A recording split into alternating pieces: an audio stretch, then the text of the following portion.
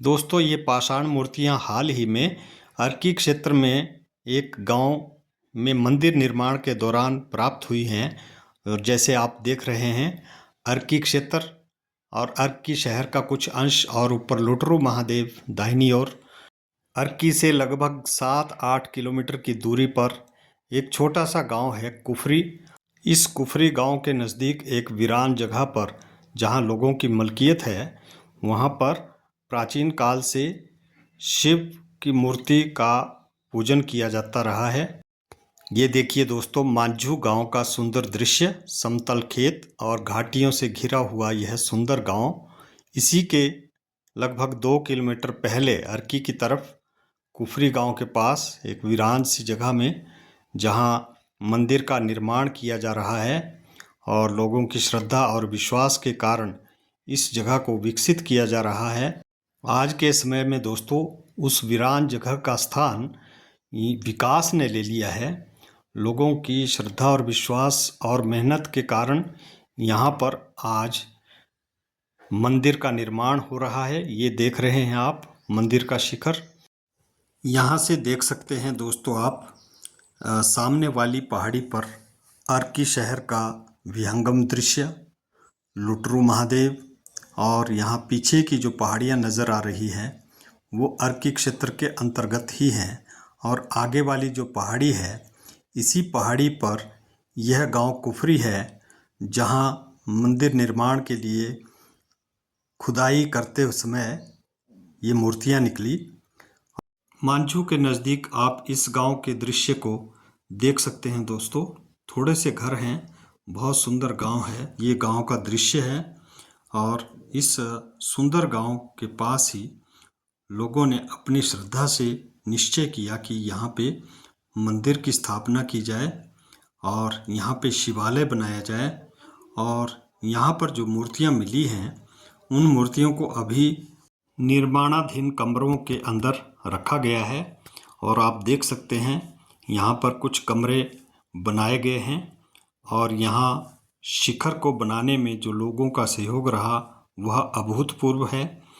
निर्माण कार्य शुरू होने से सबसे पहले दोस्तों यहाँ पे एक जल के लिए टैंक बनाया गया, जो आप देख रहे हैं, और उसके साथ ही टॉयलेट की व्यवस्था की गई। फिर मंदिर का निर्माण इस प्रकार से यहाँ पे हुआ। यज्ञशाला भी यहाँ पर दोस्तों बनाई गई है और लोग दिन प्रतिदिन इसके विकास के लिए अपने स्वेच्छा से सहयोग दे रहे हैं। ये मेरा सौभाग्य है दोस्तों कि आज मैं इस जगह पे आया हूँ जहाँ पे शिव परिवार खुदाई करके निकला है और मैं उनके दर्शन कर रहा हूँ।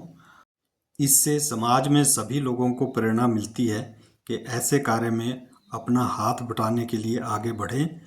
हालांकि यह बहुत मुश्किल होता है कि लोग अपने काम को छोड़ करके ऐसे सामाजिक कार्यों में आगे आकर के काम की निगरानी करें, निर्माण कार्य को देखें। लेकिन जो भी लोग ऐसे कार्य में शामिल होकर के अपना पूरा योगदान तन मन धन से दे रहे हैं, वो बहुत ही सराहनीय है दोस्तों। निश्चित रूप से समाज में लोगों की धार्मिक आस्था बढ़ेगी। यहाँ पर स्थापित करने के लिए लोगों ने कुछ मूर्तियाँ बनवाई है, जैसे नंदी, गणेश जी, हनुमान जी, शिव पार्वती और कुल देवी। ये मूर्तियाँ यहाँ पे स्थापित होंगी। उस स्थान पर पहुँचा हूँ जहाँ के बारे में आपको वर्णन कर रहा हूँ। ये निर्माणाधीन मंदिर है, शिवालय है, और यहाँ पे बहुत सारी मूर्तियाँ खुदाई करके प्राप्त हुई हैं। और शिव शंभू भोलेनाथ अपने गण देवताओं के साथ इनको यहाँ पे उत्खनन के दौरान मिले हैं। और हम यहाँ पे श्री विजय पाठक से बातचीत करते हैं कि यहाँ की जो जानकारी है वो हमें और आप सभी को दें।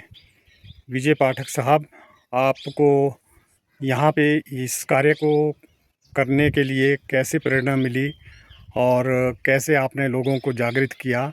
सबसे पहले आप ये बताएं कि यहाँ पे जो उत्खनन कार्य हुआ उससे पहले यहाँ क्या था और किस प्रकार आपने उत्खनन में किस तरह की मूर्तियाँ पाई? हर हर महादेव, हर हर महादेव, हर हर महादेव, हर हर महादेव। सबसे पहले यहाँ पे एक चबूतरा होता था जिसके ऊपर शिव पार्वती के स्वरूप होते थे, पर उसमें किसी पता नहीं किसने वो खंडित कर दी थी। फिर सिर्फ माँ पार्वती रही थी का स्वरूप था जिसको हम शिव मान के पूजते थे। तो कई सालों से इच्छा थी कि भाई यहाँ पे शिवालय का भव्य निर्माण हो, शिवालय बने और जिसका सभी को, गांव वालों को, परगने वालों को लाभ मिले, इनका आशीर्वाद मिले। शुरुआत की 4 जून को हमने काम शुरू किया। पहले सबसे पहले सड़क का था, सड़क में बड़ी अड़चनें आई, वो भी भोलेनाथ ने सारी विघ्न दूर किए, सड़क आग पहुँच गई यहाँ तक। फिर जब हमने यहाँ का काम शुरू किया, खुदाई शुरू की, तो जो हमारे यहाँ पे लोग लगे हुए थे खुदाई करने वाले, खुदाई कर रहे थे, तो पहले हमने यहाँ पे एक टांकी बनाई थी, क्योंकि काम शुरू करना हो तो पानी की आवश्यकता होती है। सबसे पहले टांकी बनाई, टांकी के पास मैं ऊपर बैठा हुआ था, कांगू का पेड़ एक उसके साथ ही बैठा हुआ था। नीचे कुछ आवाज़ सी लगी, मैं कहा क्या हो रहा है? उस दूसरे लड़के ने बोला, कहते भी ये कुछ नहीं बोलता, कुछ नहीं बोलता। तब तो मैं ज़्यादा रोमांच हो गया। मैं कहा हो क्या रहा है? फिर मैं थोड़ा सा नीचे आ गया, यहाँ ड्यूल होता था, कब तो यहाँ यज्ञशाला बन रही है, यहाँ आ गया। तो उन्होंने उसको इधर को कर दिया, अरे नहीं बोलता कुछ नहीं, तो इन्होंने इधर को कर दिया। नाग रूप में शिव भोलेनाथ, नाग रूप में जीव रूप में आने थे, साक्षात तो आने थे। जबकि मैं सांप से इतना डरता हूँ, मतलब हद से ज़्यादा, किसी चीज़ से नहीं डरता जितना सांप से डरता हूँ। वो लगभग आकार उसका फुट 1.25 फुट का होगा, काले रंग में, बिल्कुल काले रंग में। वो मेरी तरफ आ गया, मैं आंखें बंद कर दी, सारा शरीर रोमांच हो गया। कोई डर नहीं, कोई भय नहीं। मैं कहा भोलेनाथ आप, मैं कहा मेरा उद्धार करने नहीं, मेरे परिवार का नहीं, मेरे गाँव का नहीं, मेरे पूरे परगने का उद्धार करने आए हुए। मैं कहा धन्यवाद आपका बहुत बहुत। मैं भावुक बहुत हो गया था। जैसे आंखें मैंने खोली, पहले बंद थी, नीचे यहाँ पहले, अब तो सड़क होगी, यहाँ रास्ता था, यहाँ रास्ते में बैठ गया। हमारे साथ जी बोलिए तो बोलो, भी चढ़ बढ़ता। फिर मैंने उनको बोला, जो लेबर वाले थे, मैं कहा यार ऐसा करियो, इसको नाम ना इसको मारना, देखना कहीं। मैं कहा तुम ना ये तुम्हारे को नुकसान करे, ना तुम इसको नुकसान करना। मैं इसको परे को फेंक दो। सीधी बात, सच्ची बात बता रहा हूँ कि मेरे जब पता ही नहीं था हमारे को भी हो क्या रहा है। फिर जैसे वो इधर को फेंक दिया, यहाँ पे फट्टा लगा, और ईंटें थी, ईंटों के ऊपर फट्टा था। मैं बैठ गया वहाँ पे, उधर को भूषण भी आ गया, शास्त्री, दोनों बैठ गए हम यहाँ पे। तो फिर थोड़ी देर बाद बड़े भारी चींटियाँ, कीड़े मकोड़े ज़्यादा, लगभग 4 फुट गहराई होनी, खुदाई हुई होनी। तो अंदर से आवाज़ आई, केवल राम में यहाँ का, हमारे नज़दीक का ही, वो खुदाई कर रहा था पड़ोस का। तो पंडित जी भी मेरे को भी शिव जैसा लग रहा भाई, शिव जी लग रहे हैं। अरे अब लग नहीं रहा, मैं कहा शिव भोलेनाथ ही है। तब तो मैं कहा अश्रुधारा शुरू हो गई, भावुक ज़्यादा ही हो गए। तो जैसे ही शिव भोलेनाथ निकले, उसके बाद माँ पार्वती, गणपति महाराज, कार्तिक महाराज, नंदी महाराज, 5 निकल गए, पूरा परिवार शिव परिवार आ गया। उनको हमने रखा ही था पार चबूतरे के पास ही। तो थोड़ी देर बाद फिर जो है षोडशोपचार पूजा की, सुशील भी आ गया भाई, शास्त्री छोटे वाला, षोडशोपचार पूजा की पूजा। तो उसके बाद हमने इनको रख दिया एक साइड में, मूर्तियों को। जब ये मूर्तियाँ सारी निकल गई, तो उसके बाद सुनहरे रंग में माँ पार्वती के रूप में सांप, जो आया भी और अदृश्य भी एकदम हो गया। और यहाँ की मान्यता थी, जैसे हम यहाँ पूजा करते थे, तो हमारे बुजुर्ग दादी जी कहा करते थे कि भाई यहाँ पे शिवरात्रि वाले के दिन पूजा होती थी, और दूसरे दिन सुबह कोल चढ़ते थे, ताकि भाई जो इनके गण है हमारे को और फसल को तंग ना करे।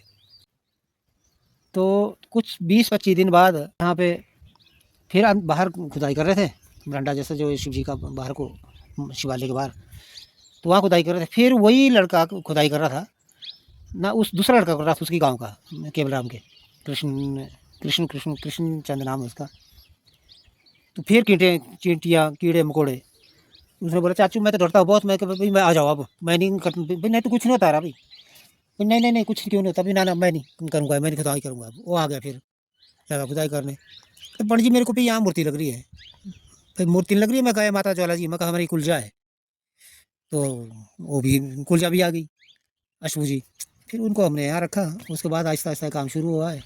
शिव भोलेनाथ की कृपा से पूरे परिवार की, गाँव की, परगने की, कहाँ से और मिल रहा, दूर दूर से भी आ रहे, दे रहे लोग, कांगड़ा से, कोई चंडीगढ़ से, कोई कहीं से दे रहा है, जिसकी जैसी श्रद्धा है वो दे रहा है। धर्मशाला समझो चाहे सनाए, वो 2 कमरों का एक हॉल बना दिया है, रसोई बना दी है, फिर इधर लेटरिन बाथरूम बना दिए 2। अब चबूतरा बन गया ये बेलपत्र और बट वृक्ष पीपल का भी इसके लिए बना दिया। अब एक गौशाला का बस अब इसका सामान आ गया है, इसकी अब थोड़ा स्तंभ भी वो भी बननी है, ये जो ऊपर को बनना इसका छप्पर बनेगा। अब देखते हैं भोलेनाथ कितनी जल्दी इसको कराते हैं। तो विजय पाठक जी, जैसे हमें जानकारी मिली कि आपने किसी विभाग को, जो पुरातत्व विभाग है, उस विभाग को भी आपने सरकार के माध्यम से सूचित किया कि यहाँ हमें कुछ मूर्तियाँ प्राप्त हुई हैं जो बहुत पुरानी है।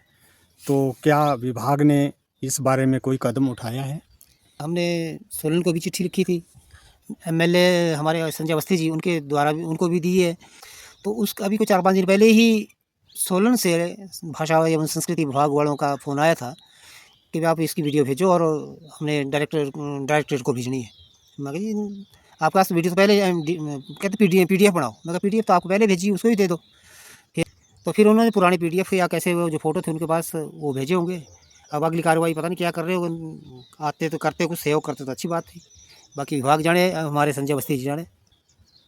ठीक है, आपने यहाँ के बारे में जो जानकारी दी, आसपास के लोगों और इस क्षेत्र के निवासियों जो यहाँ पे सदियों से आते रहे और आने वाले समय में भी इस मंदिर के उत्थान के लिए और विकास के लिए बढ़ चढ़ करके सहयोग करेंगे। तो आपका इस जानकारी के लिए बहुत बहुत धन्यवाद।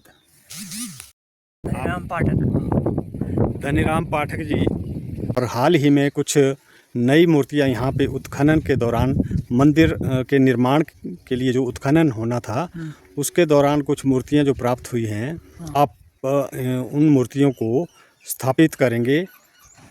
लेकिन मैं आपसे ये जानकारी चाहता हूँ, इस निर्माण कार्य में किन किन प्रमुख लोगों का सहयोग रहा, या आने वाले समय में कहाँ कहाँ के लोग इसके विकास के लिए? मांझू की वस्ते, मांझू हमारा गांव कुफरी। हाँ जी। बस ब्यूली। इसमें उत्खनन के दौरान जो मूर्तियाँ मिली हैं, हाँ, उसके बारे में कुछ आप कहेंगे? मूर्तियाँ तो बस ऐसे मिली है, बस क्या बता सकते हैं इनके बारे में। हाँ। पुरानी है वैसे। हमने तो नया मंदिर बनाया है वहाँ बस। वो जो मंदिर का निर्माण कार्य है वो कब तक पूरा हो जाएगा? प्रतिष्ठा करनी है, कर देंगे कभी ना कभी ये हो जाए। हाँ ठीक है, लोगों की आस्था भी इसमें आगे आ सकती है। हाँ, और लोग आगे आके बढ़ चढ़ करके इसमें भाग ले सकते हैं। हाँ, मंदिर के निर्माण कार्य हाँ, और यहाँ के विकास के लिए भी लोग आगे आ सकते हैं। हाँ, जो आए तो उसका स्वागत है। आपका बहुत बहुत धन्यवाद। ठीक है जी, ओके, बहुत बहुत। तो विजय पाठक जी, मैं आपसे जानना चाहूँगा कि यहाँ पे मंदिर निर्माण के दौरान आपको यहाँ कैसा लगा, और जब आपने काम शुरू करना था तो यहाँ पे क्या स्थिति थी, और मंदिर के निर्माण कार्य में आपको किन किन कठिनाइयों का सामना करना पड़ा? यहाँ पहले सिर्फ एक चबूतरा होता था, जो हमारे ताया जी के लड़के कृष्ण भाई जी ने, एडवोकेट है हाई कोर्ट में, उन्होंने उसका निर्माण करवाया था। तो उसके बाद वैसे पूजा होती रही, जो माँ पार्वती का स्वरूप था, हम उसको शिव रूप में पूजते थे, जबकि माँ पार्वती है। तो उसके बाद जब हमने निर्माण कार्य शुरू किया, बहुत सी कठिनाई आई। कोई कुछ कहता था, कोई कुछ कहता था। चलो जैसे कैसे शिव भोलेनाथ ने हिम्मत दी, और हमारा परिवार, जैसे मेरे चाचा जी, इन्होंने भी धन का सहयोग किया, और विनोद पाठक, सुशील पाठक, देवराज पाठक, सब ने सहयोग किया। और चाचा जी कौन है? चाचा जी धनराम पाठक जी, और हमारे जोगिंदर पाठक जी, चाचा जी का लड़का, उन्होंने भी सहयोग किया। और दिनेश पाठक, चंद्रमणि पाठक, उसने भी सहयोग किया, धन काफ़ी सहयोग किया धन का।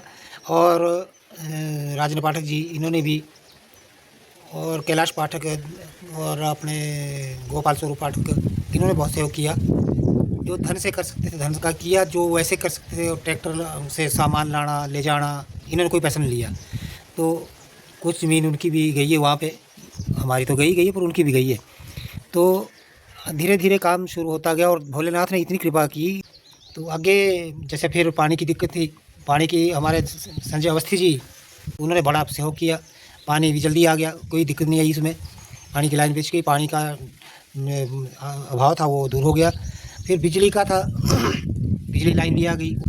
अब वहाँ पे हम जो हॉल बनाया उस वहाँ रसोई बनाई है, टाइलें लग गई है और शौचालय 2 बना दिए उस उनमें भी टाइल लगा दी है। लाइट का पानी का प्रबंध हो गया है।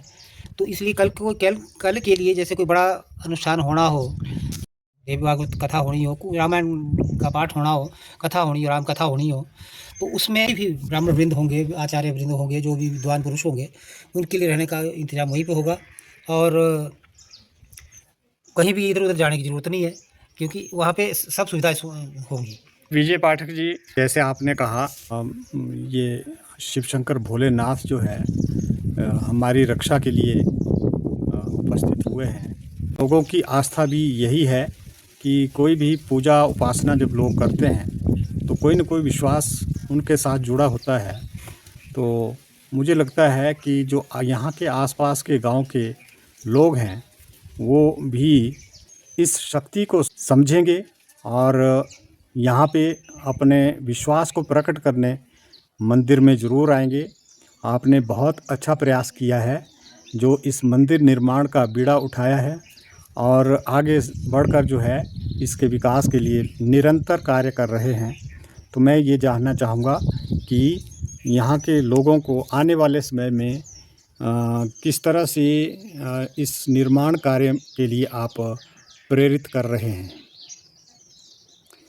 यहाँ पर लोग वैसे तो दूर दूर से आ रहे हैं दर्शन के लिए। जैसे जैसे लोगों को पता चला फेसबुक के माध्यम से, या जी न्यूज़ में भी आया, अखबार में भी आया, तो बैड़ी से 4-5 आदमी आए थे ऊपर घनागुगाड़ साइड से, वहाँ से भी लोग आए थे, खनड़ग से, कोई बस्ती से, कोई बस्ती गुनार से। जैसे जैसी श्रद्धा वैसा वैसा दे रहे हैं। और कईयों के फ़ोन भी आते हैं। जब भोलेनाथ की इच्छा थी तब इनकी इच्छा से सब कुछ हो रहा है, इनका ही मार्गदर्शन से सब कुछ हो रहा है। हम कौन होते हैं, हम तो इनके चरणों की धूल भी नहीं है। तो उम्मीद है कि भी आगे आगे जैसे जैसे कार्य बढ़ता जाएगा और जैसे प्रतिष्ठा हो जाएगी, लोगों का आस्था और जुड़ेगी। तो मैं आपसे ये भी जानना चाहूँगा कि उत्खनन के दौरान जो आपको मूर्तियाँ प्राप्त हुई हैं उनकी प्रतिष्ठा समारोह के लिए आप किस तरह से आयोजन करेंगे, कब कर रहे हैं? कोशिश हमारी तो ऐसी कोशिश थी भी जितना जल्दी हो जाए उतना ही अच्छा है। बाकी ईश्वर की, भोलेनाथ की मर्जी। और यहाँ के आसपास के जो लोग हैं उनका क्या सपना है, इस बारे में क्या विचार है कि यहाँ पे मंदिर निर्माण और यहाँ पे जो सुविधाएं हैं किस किस तरह से होनी चाहिए, उनके सकारात्मक विचारों के बारे में संक्षिप्त रूप में प्रकाश डालें। जिसने यहाँ अपनी सहायता दी है तो उनकी तो यही इच्छा है कि जितना जल्दी ये हो जाए उतना ही हमारे गांव परिवार के लिए नहीं, हमारे गांव के लिए नहीं, पूरे परगने के लिए, पूरी तहसील के लिए एक प्रेरणा का स्रोत है। और उन सब की आस्था इसमें ज़्यादा जुड़ेगी।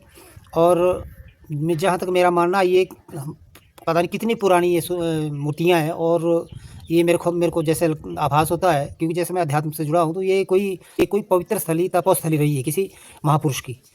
तो इसे जब हम वहाँ बैठते तो ऐसा आभास होता भी जैसे यहाँ स्वयंभू पूरे परिवार सहित है, अभी भी है। तो माँ ज्वाला जी कुलजा हमारी भी वहाँ पे है। तो इससे तो यही आभास होता है कि भी इसमें बहुत बड़ी शक्ति है। मंदिर निर्माण में आप निरंतर लगे हुए हैं और इस महत्वपूर्ण और इस पुण्य काम में आप और आपका परिवार और आपके परिवार के साथ साथ यहाँ के आसपास के लोग बड़े ही सौभाग्यशाली हैं। जानकारी जो आपने हमें दी उसके लिए आपका बहुत बहुत धन्यवाद। इसके अतिरिक्त दोस्तों, यहाँ की वाटिका देखिए, पीपल का पेड़ है, बड़ का पेड़ है और बिल का पेड़ है। यह छोटे छोटे पौधे आने वाले समय में एक त्रिवेणी संगम के रूप में यहाँ पे दिखेंगे। मंदिर के शिखर का सुंदर रूप आप देख सकते हैं। आसमान को छूता हुआ गगनचुंबी यह शिखर अपने आप में दूर दूर से यह दिखेगा और एक तपोस्थली के रूप में इस जगह को विकसित करने के लिए जो यहाँ पे वातावरण तैयार किया जा रहा है। यहाँ की यज्ञशाला देखिए, यहाँ के आसपास के वातावरण में हरियाली देखिए, पक्षियों की चहचहाट के बीच एक वीरान जगह को सुंदर बनाने के लिए यहाँ के स्थानीय लोगों का प्रयास बहुत ही सराहनीय है। और ऐसा लगता है कि आने वाले समय में यह एक मंदिर तो होगा ही, लेकिन यहाँ पे जो त्रिवेणी संगम का दृश्य होगा वो भी बहुत दूर दूर से दिखाई देगा। और यहाँ के वातावरण को जिस तरह से शुद्ध बनाया जा रहा है और यहाँ के आसपास के पेड़ पौधे, फलदार पौधे, प्राकृतिक पौधे, पावन पौधे यहाँ पे जो विकसित किए जा रहे हैं वह इस मंदिर की शोभा को तो बढ़ाएंगे ही, लेकिन आसपास के लोगों के श्रद्धा और विश्वास को भी बढ़ाएंगे। तो दोस्तों, ऐसी वीडियोस मैं आपको लाता रहता हूँ, आने वाले समय में भी लाता रहूँगा। मेरा चैनल स्पेक्ट्रम ऑफ लाइफ को आप ज़रूर सब्सक्राइब करें ताकि आपके लिए मेरी वीडियोस आती रहे और ऐसे सुंदर वीडियोस को आप लाइक करें, शेयर करें, सब्सक्राइब करें। Thank you.